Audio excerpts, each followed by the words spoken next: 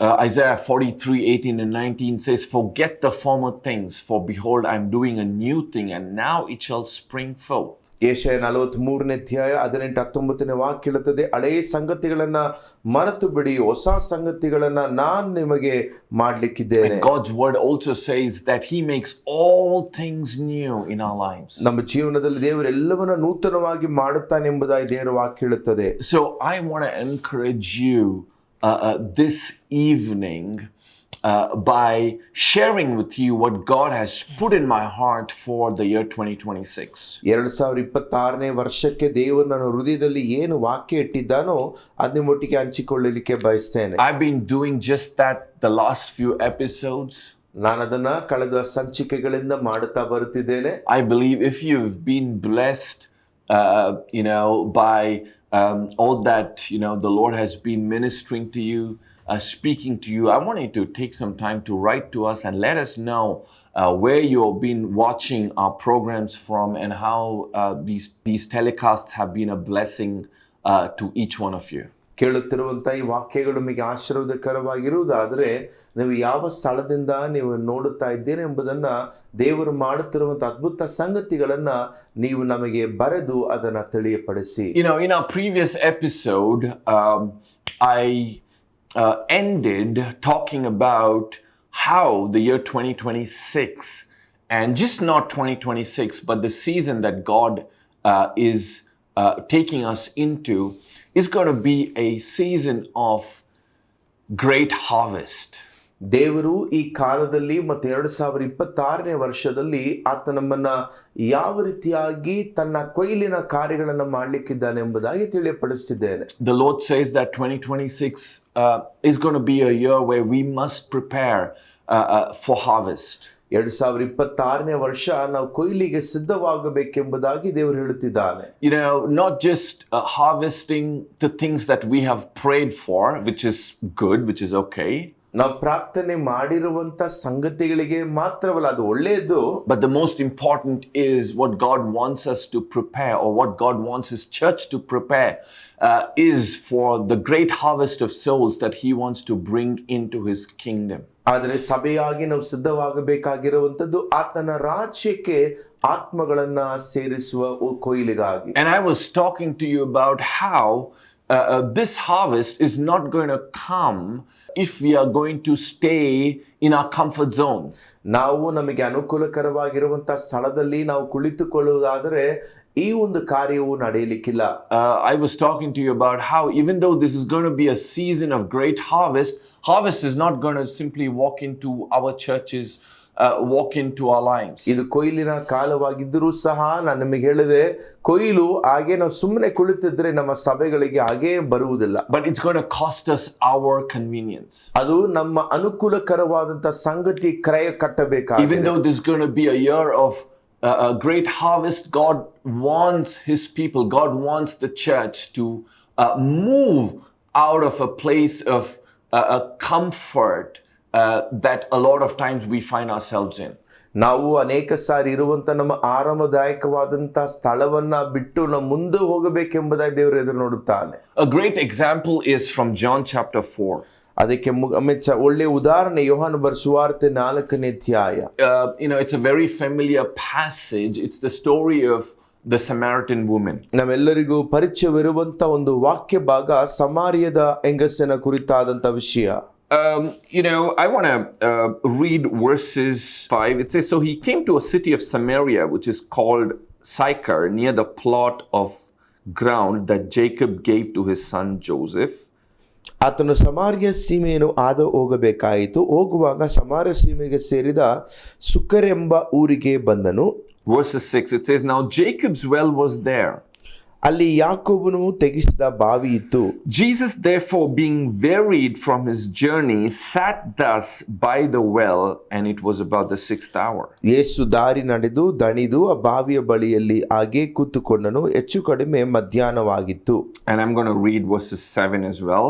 7ನೇ ವಾಕ್ಯ. A woman of Samaria came to draw water. Jesus said to her, give me a drink. ಆತನ ಶಿಷ್ಯರು ಊಟಕ್ಕೆ ಬೇಕಾದದನ್ನು ಕೊಂಡುಕೊಳ್ಳುವುದಕ್ಕಾಗಿ ಊರೊಳಗೆ ಹೋಗಿರಲು ಸಮಾರ್ಯದವಳಾದ ಹೆಂಗಸು ನೀರು ಸೇದುವುದಕ್ಕೆ ಬಂದಳು. But here's what I want to emphasize is verses 6. It says, Jesus therefore being wearied from his journey. ಇಲ್ಲಿ ನೋಡುತ್ತೇವೆ ವಾಕ್ಯದಲ್ಲಿ ಯೇಸು ದಾರಿ ನಡೆದು ದಣಿದಿದ್ದನು. You know, Jesus was tired. ಯೇಸು ಈ ಸ್ಥಳದಲ್ಲಿ ಆತನು ಬಳಲಿದ್ದನು. Jesus was tired from his journey. ಆತನು ದಣಿದಿದ್ದನು ತನ್ನ ಪ್ರಯಾಣದಿಂದ. Probably he was hungry because, you know, you read in this chapter, you see how the disciples had gone to go look for food, to buy some food for them and Jesus. ನೋಡಿ ಇಲ್ಲಿ ಯೇಸುವಿಗೆ ಹಸುವಾಗಿದ್ದಿರಬಹುದು, ಯಾಕಂದ್ರೆ ಆತನ ಶಿಷ್ಯರು ಅವರಿಗೂ ಮತ್ತು ಯೇಸುವಿಗಾಗಿ ಆಹಾರ ಕೊಂಡುಕೊಳ್ಳಿಕ್ಕೆ ಹೋಗಿದ್ದಾರೆ. You know, the Bible also records that, you know, Jesus got tired, and there are places in the Bible, in the Gospels, where the Bible says Jesus slept because he was weary. How many of you know Jesus was not only 100% God, but he was 100% man? ನೋಡಿ, ಯೇಸು ಕ್ರಿಸ್ತನು 100% ದೇವರು ಮಾತ್ರವಲ್ಲ, ಮನುಷ್ಯನು ಸಹ ಆಗಿದ್ದನು. ಆತನು ಕೆಲವೊಂದು ವಾಕ್ಯ ಭಾಗ ನೋಡುತ್ತೇವೆ, ಆತನು ನಿದ್ದೆ ಮಾಡಿದನು, ಕೆಲವೊಂದು ಸಾರಿ ಆತನು ದುಃಖಕರವಾಗಿದ್ದನೆಂಬುದಾಗಿ. But what I want to emphasize is this. ಹೇಳಲಿಕ್ಕೆ ಬಯಸಿದ ಕಾರ್ಯ, in fact, this really ministered to me very powerfully. ಈ ಸಂಗತಿಯು ನನಗೆ ತುಂಬಾ ಶಕ್ತಿಯುತವಾಗಿ ನನ್ನಲ್ಲಿ ಕಾರ್ಯ ಮಾಡಿತು. In spite of him being tired and weary, ನೋಡಿ, ಆತನು ದಾರಿ ನಡೆದು ದಣಿದಿದ್ದರೂ ಸಹ he chose to obey the Father. ಆತನು ತಂದೆಗೆ ವಿಧೇಯನಾಗಲಿಕ್ಕೆ ಆತನು ಸಿದ್ಧನಿದ್ದನು. Because verses 4 says, it's interesting what verses 4 says. Let's read from verses 3. It says, he left to Judea and departed again to Galilee. ನೋಡಿ, ವಾಕ್ಯ ಹೇಳುತ್ತದೆ, ಆತನು ಯೂದಾಯವನ್ನು ಬಿಟ್ಟು ಗಲಿಲಾಯಕ್ಕೆ ತಿರುಗಿ ಹೋದನು. But verses 4, it says, but he needed to go through Samaria.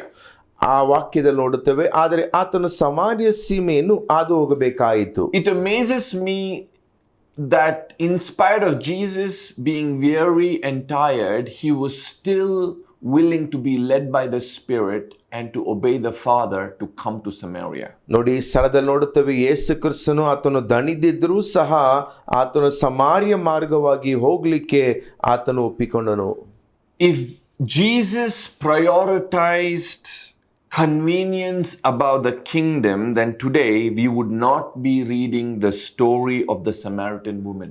ಯೇಸು ಕ್ರಿಸ್ತನು ತನ್ನ ಅನುಕೂಲಕರವಾದಂಥ ಸ್ಥಿತಿಯನ್ನ ಬಿಟ್ಟು ಆತನು ದೇವರ ಒಂದು ರಾಜ್ಯದ ಕಾರ್ಯವನ್ನು ಆತನು ಮುಖ್ಯವಾಗಿ ಇಡಲಿಲ್ಲವಾದರೆ ಸಮಾರ್ಯ ಈ ಕಥೆಯನ್ನು ಓದುತ್ತಿರಲಿಲ್ಲ. You know, there are so many places in the Gospels, if Jesus would have prioritized his convenience, his comfort, then we would not have probably read all those amazing stories of miracles, healings, and signs and wonders. ಸತ್ಯವೇದದಲ್ಲಿ ಅನೇಕ ಸಂಗತಿಗಳಲ್ಲಿ ಯೇಸು ತಾನು ಅನುಕೂಲಕರವಾಗಿ ಇರಲಿಕ್ಕೆ ಆತನು ಬಯಸಿದ್ರೆ ಅನೇಕ ಸಂಗತಿಗಳು, ವಿಷಯಗಳು ಸತ್ಯವೇದದಲ್ಲಿ ಬರೆಯಲಿಕ್ಕೆ ಸಾಧ್ಯವಾಗುತ್ತಿರಲಿಲ್ಲ. So Jesus, in the midst of being tired and weary, he still chose to obey the Father. ಯೇಸು ಕ್ರಿಸ್ತನು ತಾನು ಬಲಹೀನನಾಗಿ ದಣಿದಿದ್ರೂ ಸಹ ತಂದೆಗೆ ವಿಧೇಯನಾಗಲಿಕ್ಕೆ ಒಪ್ಪಿಸಿಕೊಟ್ಟನು. He prioritized the kingdom above his convenience. ನೋಡಿ, ತನ್ನ ಅನುಕೂಲತೆಗಿಂತಲೂ ತನ್ನ ಆರಾಮದಾಯಕವಾದ ಸ್ಥಿತಿಗಿಂತಲೂ ದೇವರ ರಾಜ್ಯವನ್ನು ಮುಖ್ಯವಾಗಿಟ್ಟನು.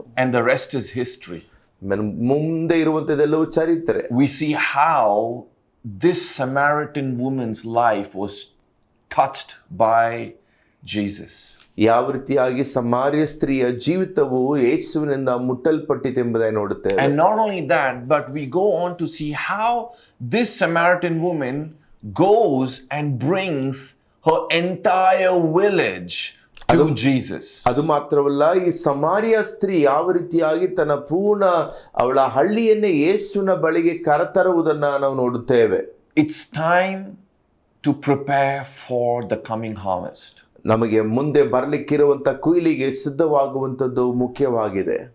But it's going to cost us our convenience. ಆದರೆ ನಾವು ನಮ್ಮ ಅನುಕೂಲ ಸ್ಥಿತಿಯನ್ನ ಬಿಡಬೇಕಾಗಿದೆ. It's important that in our day-to-day lives, even as we go through, the busyness of the day, could be at work, could be whatever we are called to be doing, take time to slow down and hear what the Father wants to tell you, or to whom the Father wants you to minister to. ನಮ್ಮ ಪ್ರತಿನಿತ್ಯದ ಕಾರ್ಯಗಳಲ್ಲಿ ನಾವು ತುಂಬಾ ಅದರಲ್ಲಿ ನಾವು ಒಳಗೊಂಡು ವೇಗವಾಗಿ ಕಾರ್ಯ ಮಾಡುತ್ತಿದ್ರು ಸಹ ಸ್ವಲ್ಪ ನಿಧಾನವಾಗಿ ತಂದೆಯು ಯಾರ ಬಳಿಗೆ ಆತನ ಕುರಿತಾಗಿ ಮಾತನಾಡಲಿಕ್ಕೆ ಹೇಳುತ್ತಿದ್ದಾನೋ ಅದನ್ನು ಕೇಳಿಸಿಕೊಳ್ಳೋಣ. Probably God wants you to reach out to your neighbor. ದೇವರು ನೀವು ನಿಮ್ಮ ನೆರೆಯವರನ್ನ ಸಂಧಿಸಬೇಕೆಂಬುದಾಗಿ ಅಂದುಕೊಂಡಿದ್ದರೆ, or this friend of yours whom you've been friends with for a long period of time, ನೀವು ತುಂಬಾ ವರ್ಷಗಳಿಂದ ಒಬ್ಬರ ಬಳಿಯಲ್ಲಿ ಸ್ನೇಹಿತರಾಗಿದ್ದೀರಲ್ಲ, or that loved one or your relative who is not yet saved. God wants you to reach out to him. ಇನ್ನು ರಕ್ಷಣೆ ಹೊಂದದೇ ಇರುವಂತ ನಿಮ್ಮ ಪ್ರೀತಿ ಪಾತ್ರರಿಗೂ ನಿಮ್ಮ ಸಂಬಂಧಗಳಿಗೆ ಯೇಸು ಸ್ವಾಮಿ ನೀವು ಅವರನ್ನ ಭೇಟಿ ಮಾಡಬೇಕು, ಆತನ ಕುರಿತು ಹೇಳಬೇಕೆಂಬುದಾಗಿ ಬಯಸ್ತಾನೆ. Now is the time. ಇದೇ ಆ ಸಮಯವಾಗಿದೆ. And if you're a pastor or a leader, ನೀವು ಸಭಾ ಪಾಲಕರಾಗಿದ್ದು ಅಥವಾ ನಾಯಕರಾಗಿದ್ರೆ, and you might be thinking, how can I prepare not only myself but my church for harvest, is by equipping your believers.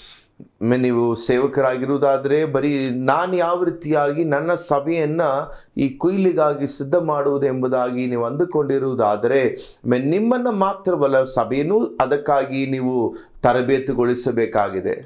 It's our responsibility not only just to pray for harvest to come through, but also to equip our believers so that God can use each one of every believer in your congregation to bring in the harvest.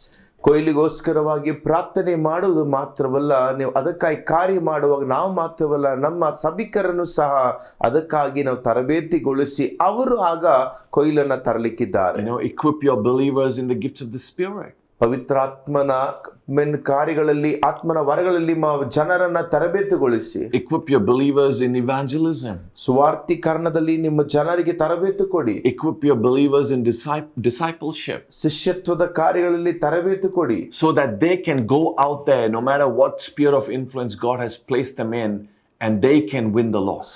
ಅವರನ್ನು ದೇವರು ಯಾವ ಸ್ಥಳದಲ್ಲಿ ಪ್ರಭಾವ ಬೀರ್ಲಿಕ್ಕೆ ಇಟ್ಟಿದ್ದಾನೋ ಅಲ್ಲಿ ಅವರ ಆತ್ಮಗಳನ್ನ ಅವರು ದೇವರಿಗಾಗಿ ಸಂಧಿಸಲಿಕ್ಕೆ ಸಾಧ್ಯ. Come on, lift up your hands and say, Lord, I receive the harvest. ಕೈಗಳನ್ನು ಹಾಗೆ ಮೇಲೆ ಕೆತ್ತಿ, ದೇವರೇ ನಾನು ಈ ಕೊಯ್ಲಿನ ಕರ್ತನೆ ಕಾರ್ಯವನ್ನು ಹೊಂದಿಕೊಳ್ಳುತ್ತೇನೆ. Father, I'm not going to let the enemy to distract me. ದೇವರೇ ವೈರಿಯು ನನ್ನನ್ನ ಕರ್ತನೆ ಮತ್ತೆ ಕಡೆ ದೃಷ್ಟಿ ಕೋರುವಂತೆ ಮಾಡಲಿಕ್ಕೆ ಬಿಡುವುದಿಲ್ಲ. I want to stop here and remind each and every one of you, one of the most effective weapon that the enemy uses against a lot of believers is not witchcraft or it's not sorcery, but it's distraction. ನಾನು ಇಲ್ಲೇ ನಿಲ್ಲಿಸಿ ನಿಮ್ಗೆ ಹೇಳಲಿಕ್ಕೆ ಬಯಸ್ತೇನೆ, ವೈರಿಯು ಈ ಕಾಲದಲ್ಲಿ ಉಪಯೋಗಿಸುವಂತ ಆಯುಧವೆಂದರೆ ಮಾಟ ಮಂತ್ರ ಆ ರೀತಿಯಾದಂತ ಕಾರ್ಯಗಳೆಲ್ಲ ಅವರ ಮನಸ್ಸನ್ನ ಬೇರೆ ಕಡೆಗೆ ಅವನು ತಿರುಗಿಸುವಂತದ್ದು. And another important key, if we are going to be believing God to bring in the harvest, if you're going to be believing God to use us to bring in the harvest, is we must remain focused in our assignments and in our mandate that God has called us to. ದೇವರು ಕೊಯ್ಲನ್ನ ಕುಯ್ಯುವುದಕ್ಕಾಗಿ ದೇವರು ನಮ್ಮನ್ನು ಉಪಯೋಗಿಸಬೇಕಾದರೆ ನಾವು ನಮ್ಮ ದೃಷ್ಟಿಕೋನದಲ್ಲಿ ಸ್ಥಿರವಾಗಿ ಆತನನ್ನೇ ಹಿಡಿದುಕೊಂಡಿರಬೇಕು. We can't afford to be distracted. ನಾವು ಇಲ್ಲೆಲ್ಲಿ ನಮ್ಮ ಮನಸ್ಸು ಚಂಚಲಗೊಳ್ಳುವಂತೆ ಬಿಡಬಾರದು. So I pray that God will give us laser focused in what He has called us to do in this season. ಈ ಕಾಲದಲ್ಲಿ ಆತ ನಮ್ಮನ್ನು ಯಾವ ವಿಷಯಕ್ಕಾಗಿ ಕರೆದಿದ್ದಾನೋ ಅದರಲ್ಲಿ ನಾವು ದೃಷ್ಟಿ ಮೇಲೆ ಇಟ್ಟು ಮುಂದೆ ಸಾಗುವಂತೆ ದೇವರು ಸಹಾಯ ಮಾಡಬೇಕು. All right, let's move further. ಮುಂದುವರಿಯೋಣ. We also see in Ruth chapter 4, ರೂತಳ ಪುಸ್ತಕ 4ನೇ ಅಧ್ಯಾಯದ ನೋಡುತ್ತೇವೆ. We see in Ruth chapter 4 there is a double portion grace and an anointing that is functioning here. ಇಲ್ಲಿ ಎರಡರಷ್ಟಾದಂತ ದೇವರ ಕೃಪೆಯು ಕಾರ್ಯ ಮಾಡುವುದನ್ನು ನೋಡುತ್ತೇವೆ. We see in Ruth chapter 4 how Naomi was just not a beneficiary, but she was also a benefactor. ನೋಡಿ, ನವೋಮಿಯು ಈ ಸ್ಥಳದಲ್ಲಿ ಅವರು ಬರೀ ಫಲದಾಯಕವನ್ನು ಹೊಂದುವುದು ಮಾತ್ರವಲ್ಲ, ಅವಳದಕ್ಕೆ ಕಾರ್ಯ ಮಾಡಲು. Where Naomi not only helped Ruth step into her breakthrough, ನವೋಮಿಯು ರೂತಳು ಅವಳಿಗಾದಂತ ಒಂದು ಬಿಡುಗಡೆಯನ್ನ ಅನುಭವಿಸುವುದಕ್ಕೆ ಅವಳು ಮಾರ್ಗ ಮಾಡಿದ ಮಾತ್ರವಲ್ಲ, but Naomi experienced breakthrough for her life as well.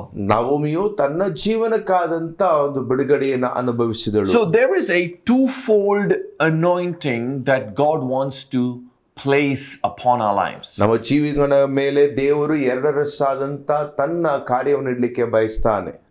You know, we see in Ruth chapter 4 verses 11 onwards. ಋತಳ ಪುಸ್ತಕ 4ನೇ ಅಧ್ಯಾಯದ 11ನೇ ವಾಕ್ಯದಿಂದ, And it says, all the people who were at the gate and the elders said, we are witnesses.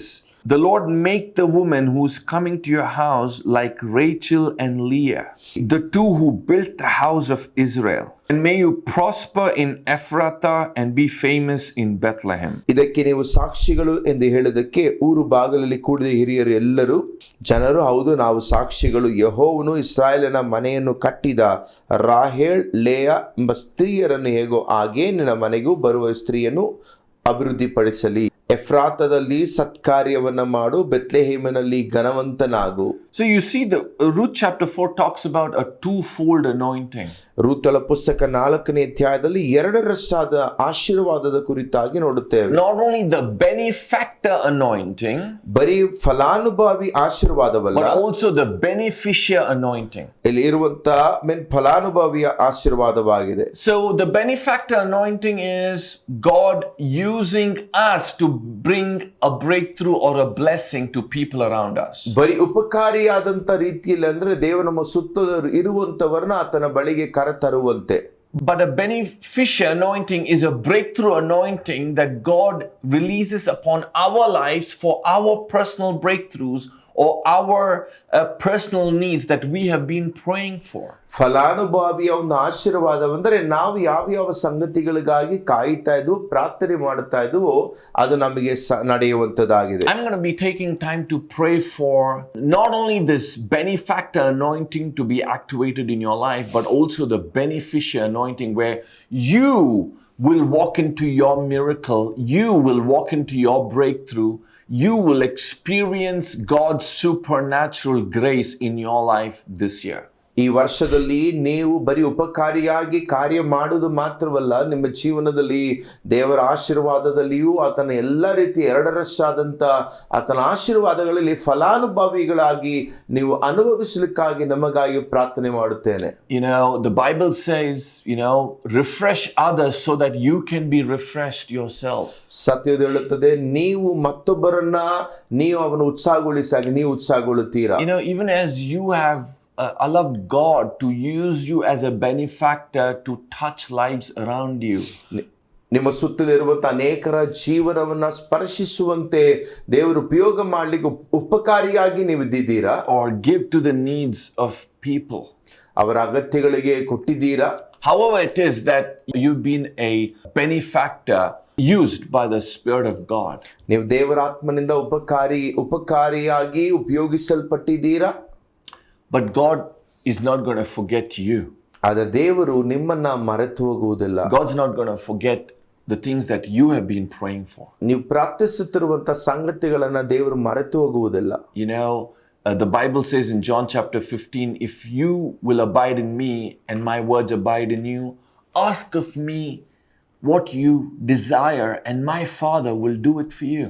Yohan ಸುವಾರ್ತೆ 15ನೇ ಅಧ್ಯಾಯದಲ್ಲಿ ನೋಡುತ್ತೇವೆ, ನೀವು ನನ್ನಲ್ಲಿಯೂ ನನ್ನ ವಾಕ್ಯ ನಿಮ್ಮಲ್ಲಿ ನೆಲೆಗೊಂಡಿದ್ರೆ ನೀವು ಏನು ಬೇಡಿಕೊಂಡ್ರು ಸಹ ತಂದೆಯು ನಿಮಗೆ ಕೊಡುತ್ತಾನೆ. As you are obeying God's word, ನೀವು ದೇವರ ವಾಕ್ಯವನ್ನಕ್ಕೆ ವಿಧೇಯರಾಗುವ ಹಾಗೆ, as you're walking according to his plans and purposes for your life, ನಿಮ್ಮ ಜೀವನಕ್ಕಾದಂತ ಆತನ ಉದ್ದೇಶಗಳು ಯೋಜನೆಗಳಿಗೆ ತಕ್ಕಂತೆ ನಡೆಯುತ್ತಿರುವಾಗ, expect God to come through for you. ನಿಮ್ಮ ಮುಖಾಂತರ ದೇವರು ಕಾರ್ಯ ಮಾಡುವಂತೆ ಎದುರು ನೋಡಿ. It could be a healing that you've been praying into. ನೀವು ಸ್ವಸ್ಥತೆಗಾಗಿ ಪ್ರಾರ್ಥಿಸುತ್ತಿರಬಹುದು. Even right now, I see the Lord touching someone's body right now. ನಾನು ಈಗಾಗಲೇ ನೋಡುತ್ತಿದ್ದೇನೆ, ದೇವರು ಯಾರೊಬ್ಬರ ಶರೀರವನ್ನ ದೇವರು ಮುಟ್ಟುತ್ತಿದ್ದಾನೆ. Receive the healing of God. ದೇವರ ಸ್ವಸ್ಥತೆಯನ್ನ ಹೊಂದಿಕೊಳ್ಳ್ರಿ. The Bible says that God has given us a spirit of life continually releasing life to our mortal bodies. ದೇವರು ನಮ್ಮಲ್ಲಿ ಜೀವವನ್ನ ಆತನಿಟ್ಟಿದ್ದಾನೆ. ನಮ್ಮ ನಶಿಸುವಂತ ಶರೀರದಲ್ಲಿ ದೇವರ ಜೀವ ಉಂಟಾಗುತ್ತದೆ. And there's another person you are praying God to probably there's a house that you and your husband have been praying for a long time, saying, God, we want to own a house, we want to own a property. I believe God's divine favor is coming upon you. ನೀವು ಗಂಡ ಹೆಂಡತಿಯಾಗಿ ನೀವು ನಿಮಗಾಗಿ ಒಂದು ಸ್ವಂತ ಮನೆಗಾಗಿ ನೀವು ದೇವರನ್ನ ನೀವು ಎದುರು ನೋಡುತ್ತಾ ಇದ್ದೀರಾ. ದೇವರು ಆ ಸಂಗತಿಗಳು ಕೈಗೂಡುವಂತೆ ಮಾಡುತ್ತಿದ್ದಾನೆ. So receive this beneficial grace, beneficial anointing that God is releasing upon you. ನಿಮ್ಮ ಮೇಲೆ ದೇವರು ಇಡುತ್ತಿರುವಂತ ಈ ಫಲಾನುಭವಿಯಾದಂತ ಆಶೀರ್ವಾದವನ್ನು ಹೊಂದಿಕೊಳ್ಳಿರಿ. Can we pray together right now? ನಾವೆಲ್ಲರೂ ಒಟ್ಟಾಗಿ ಸೇರಿ ಪ್ರಾರ್ಥಿಸೋಣ. Father, in the name of Jesus, ತಂದೆ ಯೇಸುವಿನ Lord, ನಾಮದಲ್ಲಿ we thank you for speaking to us, God. ನಮ್ಮೊಟ್ಟಿಗೆ ಮಾತನಾಡುವುದಕ್ಕೆ ಸ್ತೋತ್ರ. Thank you for releasing your voice into our lives. ನಮ್ಮ ಜೀವಿತಗಳಿಗೆ ನಿನ್ನ ಸ್ವರವನ್ನ ಕರ್ತನೇ ನೀಡಿರುವುದಕ್ಕಾಗಿ ಸ್ತೋತ್ರ. Lord, we see in Psalms 29 that the voice of the Lord breaks the Kedar.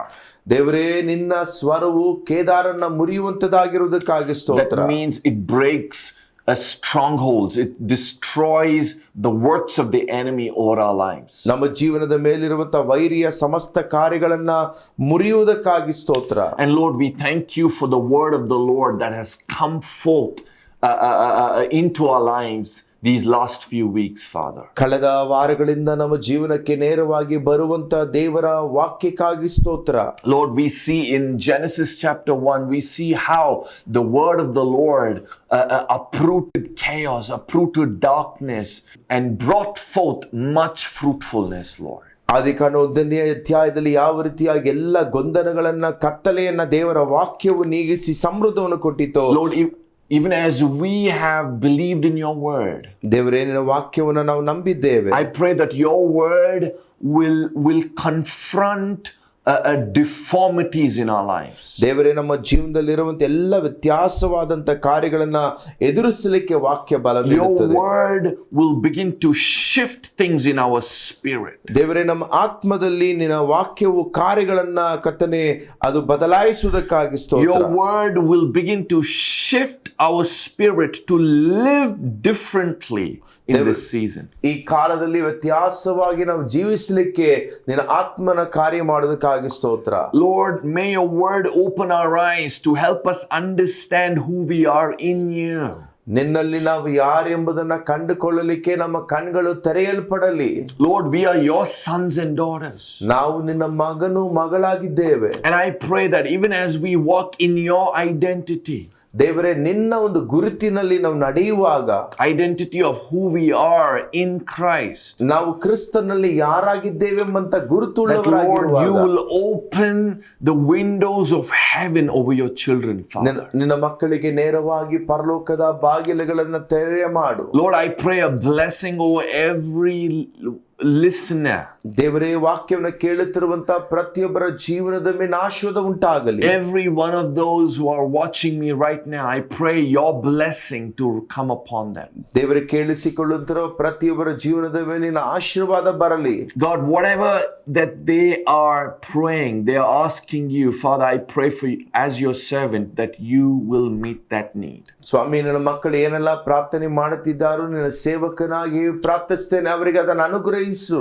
Not only will their lives be a life where you are using them as a benefactor in the kingdom, but they will walk in the beneficial anointing as well. ಸ್ವಾಮಿ, ಅವರು ನಿನ್ನ ರಾಜ್ಯದಲ್ಲಿ ಬರೀ ಉಪಕಾರಿಯಾಗಿ ಮಾತ್ರವಲ್ಲ, ಫಲಾನುಭವಿಗಳಾಗಿ ನೀನು ಮಾರ್ಪಡಿಸು. We release your power. ನಿನ್ನ ಬಲವನ್ನ ಕರ್ತನೆ ಕಾರ್ಯ We release ಮಾಡುವಂತೆ your ಮಾಡು. anointing. ಅಭಿಷೇಕವು ಕಾರ್ಯ ಮಾಡಲಿ In Jesus' name. ಯೇಸುವಿನ ನಾಮದಲ್ಲಿ. You know, if you are watching this program and you don't know who Jesus is, ನೀವು ಈ ಕಾರ್ಯಕ್ರಮವನ್ನು ನೋಡುತ್ತಿದ್ದರೆ ನಿಮಗೆ ಯೇಸು ಕ್ರಿಸ್ತನು ಯಾರೆಂಬುದೇ ಗೊತ್ತಿಲ್ಲವಾದರೆ, you know, I want to give each one of you an opportunity to know who Jesus is. ನಿಮಗೆ ಯೇಸು ಕ್ರಿಸ್ತನು ಯಾರೆಂಬುದಾಗಿ ಕಂಡುಕೊಳ್ಳಲಿಕ್ಕೆ ಒಂದು ಅವಕಾಶವನ್ನು ಕೊಡಲಿಕ್ಕೆ ಬಯಸ್ತೇನೆ. And receive him as your Lord and Savior. ಆತನನ್ನ ನಿಮ್ಮ ಕರ್ತನ ರಕ್ಷಕನಾಗಿ ಅಂಗೀಕರಿಸಿರಿ. You know, Jesus came into this world 2000 years ago and he died for you and me.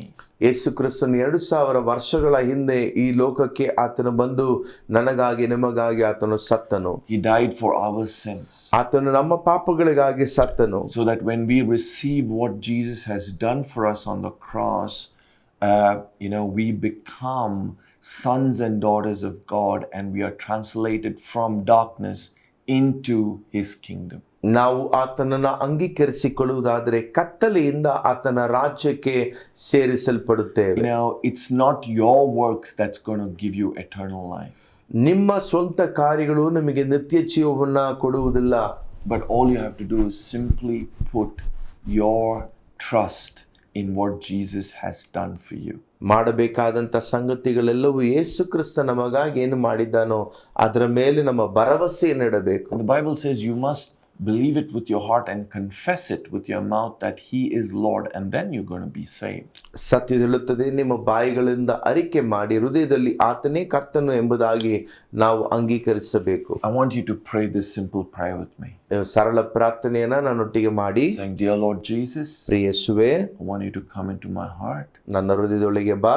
Be the Lord of my life. ನನ್ನ ಜೀವನಕ್ಕಾದಂತ ಕರ್ತನಾಗಿರು. I receive you as my Lord and Savior. ನಿನ್ನನ್ನು ನನ್ನ ಕರ್ತನು ರಕ್ಷಕನಾಗಿ ಅಂಗೀಕರಿಸ್ತೇನೆ. Cleanse me and cover me under your precious blood. ನಿನ್ನ ಪವಿತ್ರ ರಕ್ತದಿಂದ ನನ್ನ ತೊಳೆದು ಸಂರಕ್ಷಿಸು. Thank you for making me as your son and daughter. ನಿನ್ನ ಮಗನಾಗಿ ಮಗಳಾಗಿ ಮಾರ್ಪಡಿಸಿದಕ್ಕಾಗಿ ವಂದನೆ. In Jesus' name. ಯೇಸುವಿನ ನಾಮದಲ್ಲಿ. If you have prayed this prayer, I want to let you know that heaven is rejoicing over you. ನೀವು ಈ ಪ್ರಾರ್ಥನೆಯನ್ನ ಮಾಡಿರುವುದಾದರೆ ಪರಲೋಕ ನಿಮ್ಮ ಕುರಿತಾಗಿ ಸಂತೋಷವುಳ್ಳದಾಗಿದೆ. Let us know where you're watching us from. ನೀವು ಎಲ್ಲಿಂದ ಈ ಕಾರ್ಯಕ್ರಮವನ್ನು ವೀಕ್ಷಿಸ್ತಾ ಇದ್ದೀರಿ ಎಂಬುದನ್ನು ನಮಗೆ ತಿಳಿಯಪಡಿಸಿ. How these programs have been a blessing to you. ನಿಮಗೆ ಈ ಕಾರ್ಯಕ್ರಮ ಯಾವ ರೀತಿ ಆಶೀರ್ವಾದಕರವಾಗಿದೆ ಎಂಬುದಾಗಿ ನಮಗೆ ಬರೆಯಿರಿ. So that we can all rejoice and give glory to the Lord. ಆಗ ನಾವೆಲ್ಲರೂ ಒಟ್ಟಾಗಿ ಸೇರಿ ನಾವು ದೇವರಿಗೆ ಸ್ತೋತ್ರವನ್ನು ಸಲ್ಲಿಸಲು